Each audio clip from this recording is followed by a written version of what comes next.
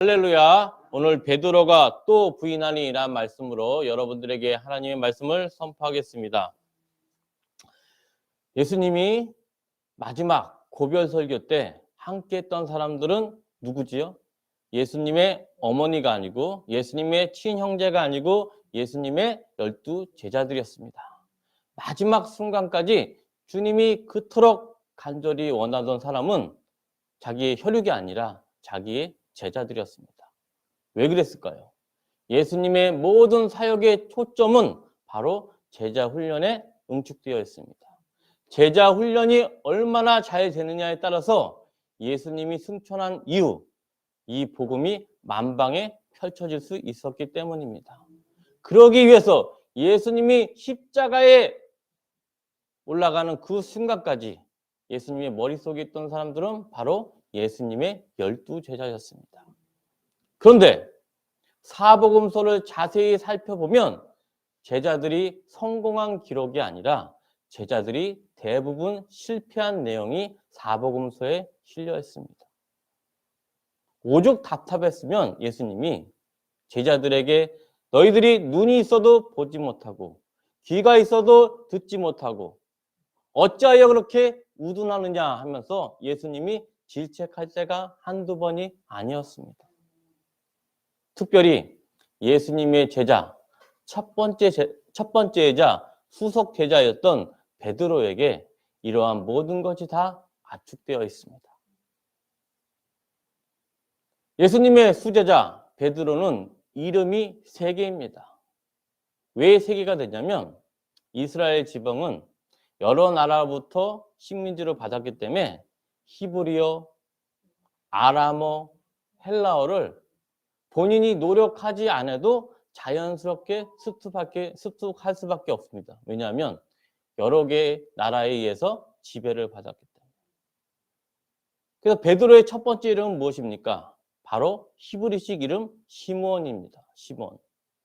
두 번째 이름은 뭐죠? 예수님이 시몬 베드로를 봤을 때 예수님이 지어준 이름입니다. 그게 바로 게바입니다. 게바는 아람어입니다. 게바인 아람어를 헬라어로 번역하면 그 이름이 베드로가 됩니다. 즉 게바와 베드로는 동일한 말입니다. 그런데 게바라는 의미는 무엇입니까? 바로 반석이라는 뜻입니다. 반석. 이스라엘 지역에서 반석은 상징하는 게 굉장한 의미가 있습니다. 우리나라에서 돌에 대한 이미지는 좋습니까? 나쁩니까? 좋지가 않아요. 돌에 대한 이미지. 그래서 아무리 가르쳐도 못 알아듣는 아이에게 뭐라 그럽니까? 돌머리라고 그러죠. 돌의 의미가 좋지가 않아요. 그리고 일반적인 상식에서 벗어나서 제멋대로 행동한 사람은 뭐라 그럽니까? 도라이 그럽니다. 그래서 돌은 우리나라에서 굉장히 부정적입니다. 그런데 이스라엘 나라에서는 돌이 굉장한 의미가 있습니다. 무엇이냐? 시간이 지나도 계절이 지나도 영원히 변하지 않는 영원성과 영속성을 돌의 의미가 들어가 있습니다. 그래서 만약에 시몬이 우리나라의 사람이었다면 예수님이 너보고 돌 그러면 좋은 의미입니까? 나쁜 의미입니까? 나쁜 의미죠. 그런데 이스라엘 지방에서 시몬 보고 베드로, 게바, 반석이라는 이름을 칭호를 주면 굉장히 그에 대해서 기대가 많습니까? 적습니까? 굉장히 기대가 많다는 뜻이에요. 그래서 요한복음 1장 42절에서 예수님이 베드로를 보자마자 이름을 게바라 지었습니다. 그만큼 예수님의 기대가 가장 높은 사람이 누구였습니까? 바로 시몬 베드로였다는 것을 방증하고 있습니다. 즉 베드로의 의미 안에 예수님의 기대와 앞으로의 사역에 들어갈 청사진이 다 응축되어 있습니다. 성경은 모든 한 단어 하나마다 하나님의 놀라운 계획이 다 들어가 있어요. 그렇기 때문에 성경의 의미를 여러 가지 관점으로 여러 가지 생활 속에서 음미할 때 깊은 의미를 알 수 있습니다. 그런데 이 베드로, 예수님의 모든 사역의 청사진이 담긴 이름 베드로라고 불린 이 시몬 베드로는 예수님에게 때로는 큰 기대와 그에 반대되는 큰 실망을 저질렀습니다. 대표적으로 예수님이 베드로를 가장 극찬할 때가 언제냐? 우리 한번 찾아보겠습니다. 마태복음 16장 16절에서 17절 말씀. 아마 사복음서 중에서 예수님이 베드로를 가장 극찬할 때가 바로 이때였습니다. 마태복음 16장 16절에서 17절 말씀 찾으셨습니까? 마태복음 16장 16절에서 17절 말씀 다 같이 우리 봉독하겠습니다. 시몬 베드로가 대답하여 이르되 주는 그리스도시요 살아계신 하나님의 아들이시이다. 예수께서 대답하여 이르시되 바요나 시몬아 내가 복이 있도다. 이를 내게 하게 한 이는 혈육이 아니요 하늘에 계신 내 아버지시리라. 아멘. 사람들이 예수님을 향해서 때로는 엘리야다, 때로는 선지자다, 정체성을 아무도 알지 못했을 때 베드로는 하나님의 아들 예수 그리스도의 명백한 정체성을 알고 있었습니다. 그래서 뭐라 그러냐? 주는 그리스도시요 살아계신 하나님의 아들이시다 라고 고백했을 때 예수님으로부터 아주 극찬을 받았습니다. 바요나 시몬아 내가 복이 있도다 하면서 극찬을 받았던 사람이 바로 베드로였습니다. 그런데 이 베드로가 오늘 본문에 나왔던 요한복음 18장에 보게 되면 예수님을 몇 번이나 부인하고 있습니까? 3번이나 부인하고 있습니다. 그것도 대제사장이나 헤롯 대왕이나 로마의 총독 빌라도 앞에서 부인하는 게 아니라 가장 말단에 있는 대제사장의 여종, 옛날 성경에는 계집종이라고 나올 정도로 아주 미천한 사람에게조차 주님을 3번이나 부인한 사람이 바로 베드로였습니다. 우리가 인생에 살다 보면은 자기의 흑역사를 숨기고 싶습니까? 드러내고 싶습니까? 숨기고 싶어요. 가장 인생의 흑역사, 모욕감과 수치감을 느끼게 해주는 그 부분을 누구나 다 숨기고 싶어요. 왜? 볼 때마다 뭐가 생각나느냐? 내 안에 트라우마가 생각하기 때문에 인생에서 가장 아픈 순간, 가장 비참한 순간은 숨기고 싶어요. 그런데 베드로가 3번 부인했던 이 사건은 사복음서, 마태복음 26장, 마가복음 14장, 누가복음 22장, 오늘 읽었던 요한복음 18장까지 모두 다 나와 있습니다. 사복음서에는 때로는 마태복음만 나오든가 때로는 요한복음만 나오는 사건이 있는 반면에 모두 다 공통적으로 사복음서에 모두 나왔다는 것은 너무나 우리에게 꼭 알아야 될 사항입니다. 베드로가 그토록 숨기고 싶어 했던 베드로의 흑역사가 사복음서 곳곳에 모두 나와 있습니다. 더군다나 사복음서가 쓰여질 당시에 베드로는 말단 자리가 아니라 예루살렘을 이끄는 리더자였어요. 그런 베드로에게 지금으로 말하면 교단의 총회장인 베드로에게 자기가 숨기고 싶은 흑역사, 수치감과 모욕감으로 차마 말하고 싶지 않는 그러한 사건이 왜 사복음서에 모두 나왔겠습니까? 그만큼 이 안에 하나님의 놀라운 섭리와 은혜가 있기 때문입니다. 사복음서에 제가 설명드린 바와 같이 예수님이 마지막까지 초점을 쓴 내용은 뭐냐? 바로 제자 훈련이었습니다. 그에 반해 사복음서에 두루두루 예수님의 제자들은 성공보다는 실패의 연속이었습니다. 그 실패가 간절히 응축되어 있는 단 한 사람이 바로 시몬 베드로였습니다.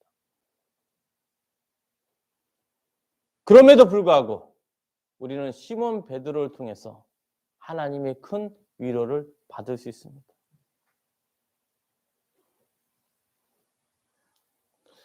요한복음 15장에서 예수님이 강조한 말이 있습니다.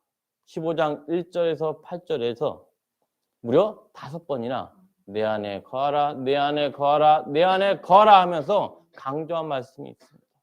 그러면서 예수님을 포도나무로 비유하면서 너희들이 열매를 맺기 위해서는 항상 포도나무에 있어야 된다.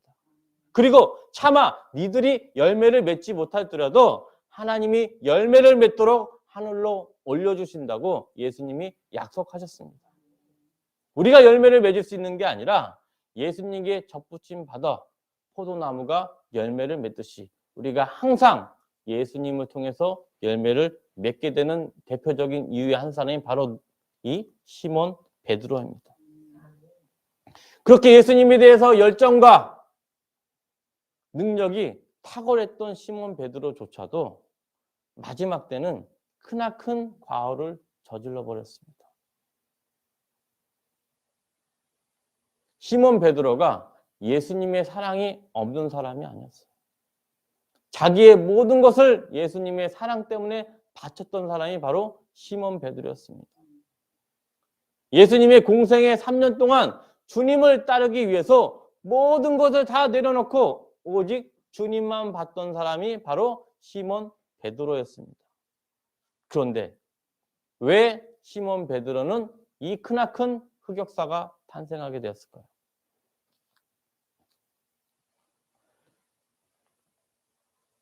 시몬 베드로에게 가장 두려운 것은 바로 죽음에 대한 공포였어요.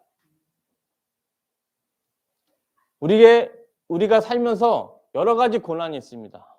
때로는 자식들 때문에 고난을 받고, 때로는 경제적인 여건 때문에 고난을 받지만 가장 두려운 고난은 뭐냐? 지금 이 자리, 이 순간이 내 인생의 마지막일 때 생각할 때 그 고난과 두려움은 헤어날 수가 없습니다. 그렇기 위해서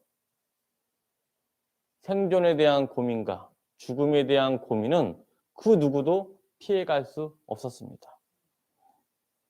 고별설교 직전에 베드로가 주님과 끝까지 가겠다고 주님께 서원했지만 주님은 말합니다. 새벽 닭이 울기 전에 네가 나를 3번 부인한다. 그 말을 들었을 때 베드로는 전혀 믿지 못했습니다. 그러나 자기도 모르게 자기 죽음, 자기의 삶에 대한 공포가 몰려왔을 때 자기의 의지와 관계없이 처절할 정도로 밑바닥과 실패를 했던 사람이 바로 베드로였습니다.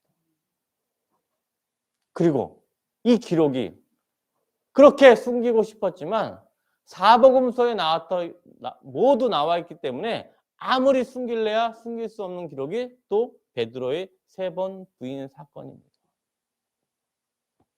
예수님이 또 사복음서에 곳곳에 말하는 비유가 있습니다. 바로 씨 뿌리는 비유입니다.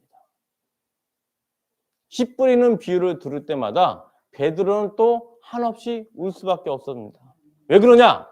씨 뿌리는 비유에 있어서 예수님이 복음의 비유, 씨를 뿌릴 때 첫 번째는 무슨 밭이죠? 길가밭입니다. 두 번째는 돌밭입니다. 세 번째는 가시떨기밭, 네 번째는 좋은 땅인데 이 돌밭이 헬라어 원어로 보면 뜻이 베드로와 똑같이 반석이라는 뜻입니다.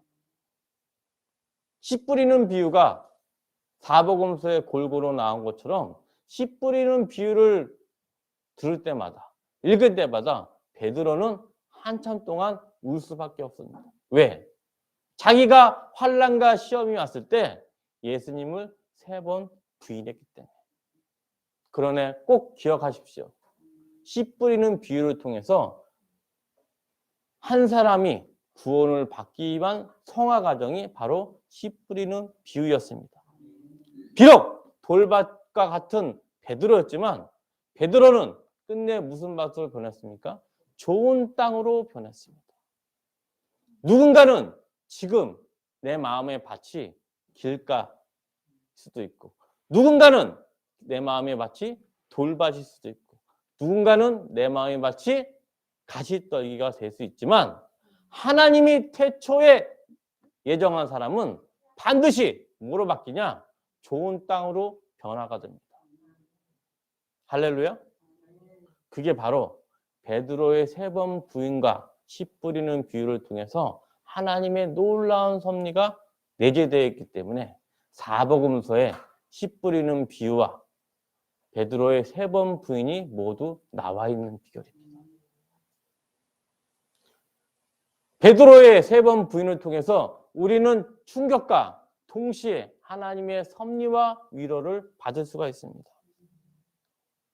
왜냐하면 예수님이 계획하시기 때문에. 예수님은 제자 베드로가 나에 대한 사랑이 간절하지만 그가 3번 부인할 것을 미리 알고 있었습니다. 그러나 그와 동시에 얼마 후에 베드로가 성령의 내주를 통해서 다시 한번 진정한 베드로가 태어날 것 역시도 알고 있었습니다. 베드로뿐만 아닙니다. 베드로 외 모든 가룟 유다를 제한 모든 제자도 동일합니다. 우리 한번 찾아보겠습니다. 요한복음 20장 19절에서 20절 말씀 보겠습니다. 베드로뿐만 아니라 예수님의 제자들이 어떻게 변화가 되는지 한번 찾아보겠습니다. 요한복음 20장 19절에서 20절 말씀 찾으셨습니까?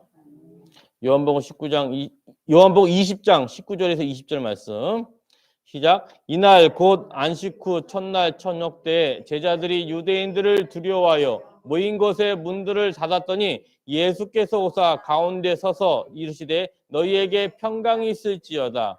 이 말씀을 하시고 손과 옆구리를 보이시니 제자들이 주를 보고 기뻐하더라. 아멘. 예수님이 주일날 새벽에 안식 후 첫날 주일날 부활하시고 첫 번째 누구한테 보이셨습니까? 막달라 마리아한테 보인 후에 누구한테 찾아가냐면 예루살렘에서 두려워 떨고 있는 제자들에게 찾아납니다. 요한복음 20장 19절에 보면 예수님이 부활할 때 제자들이 유대인들을 두려워하여 모인 곳의 모든 문을 다 잠궈놨습니다. 아마 한 번 잠궈놓은 게 아니고 2중, 3중으로 잠가놨어요. 왜 그럴까요? 그들의 목숨이 두렵기 때문에. 자칫 잘못하다는 11제자, 가룟 유다를 제외한 모든 제자들이 다 목숨을 잃었다고 생각하기 때문에 아마 자물쇠라는 자물쇠는 다 잠갔을 것입니다. 문이란 문은 다 잠갔을 것입니다. 그런데 모든 문과 모든 자물쇠를 잠갔는데 예수님이 그것을 통과해서 제자들에게 나타났습니다. 그때 얼마나 놀랐겠습니까? 그때 예수님이 하신 말씀은 뭐냐? 제자들에게 첫 번째 말씀입니다. 바로 평강이 있을지어다. 뭐가 있을지어다? 평강이 있을지어다. 이걸 히브리어로 말하면 뭐라고요? 샬롬. 너희들에게 샬롬이 있을지어다 하면서 두렵고 공포에 떠는 제자들에게 평안을 주십니다. 할렐루야. 그리고 이 말씀하시고 예수님의 손과 옆구리를 보이시면서 제자들이 주를 보고 뭐 했더라? 기뻐하였더라.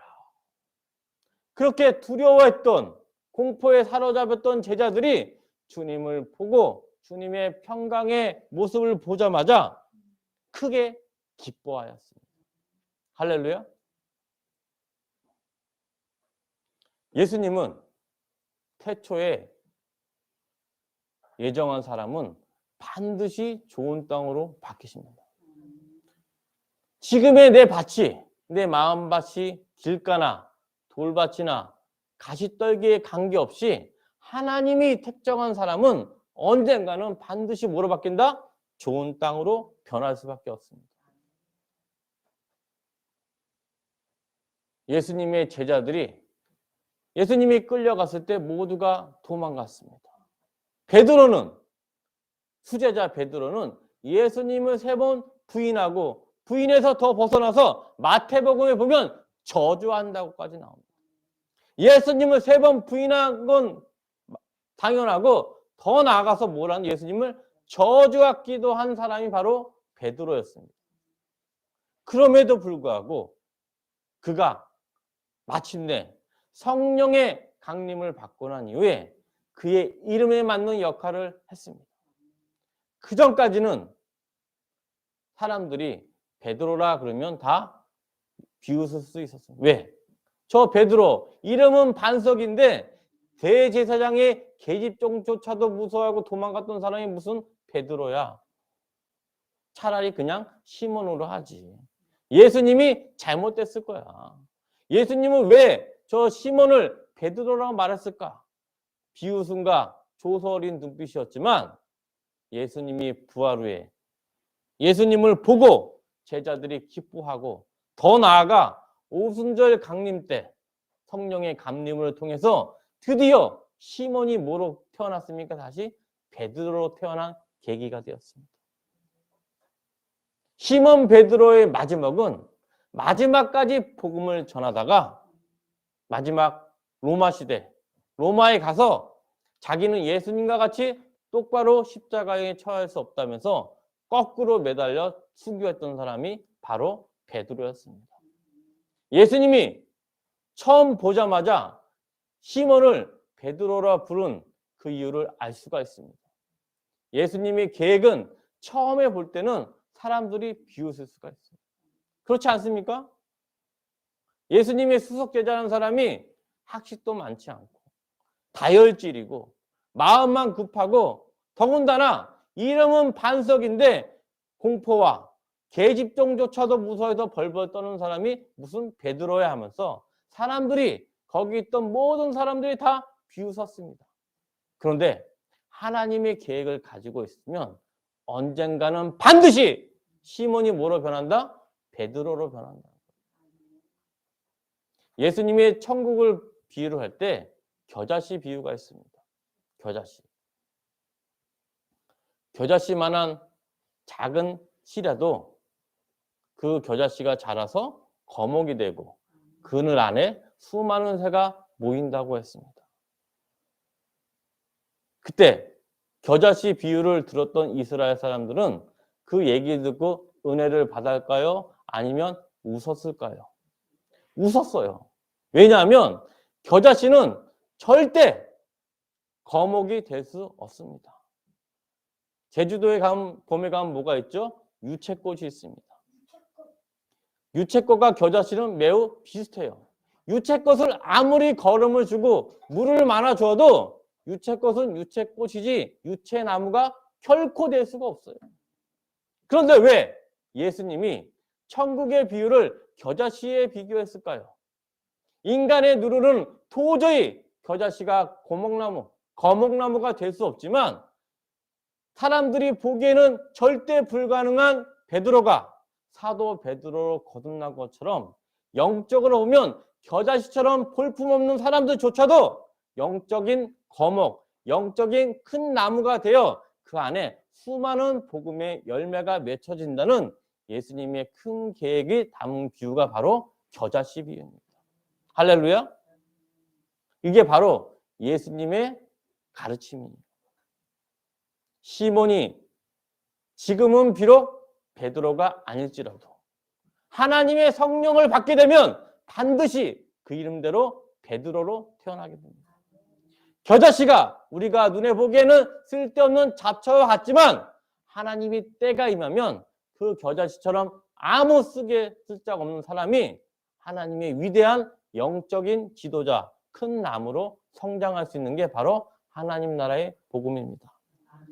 그 사람이 지금 길가에 있든지 가시떨기에 있든지 돌밭에 있든지 지금의 위치는 중요하지 않아요. 하나님이 택정한 사람은 반드시 시몬에서 뭐로 변한다? 베드로로 변한다.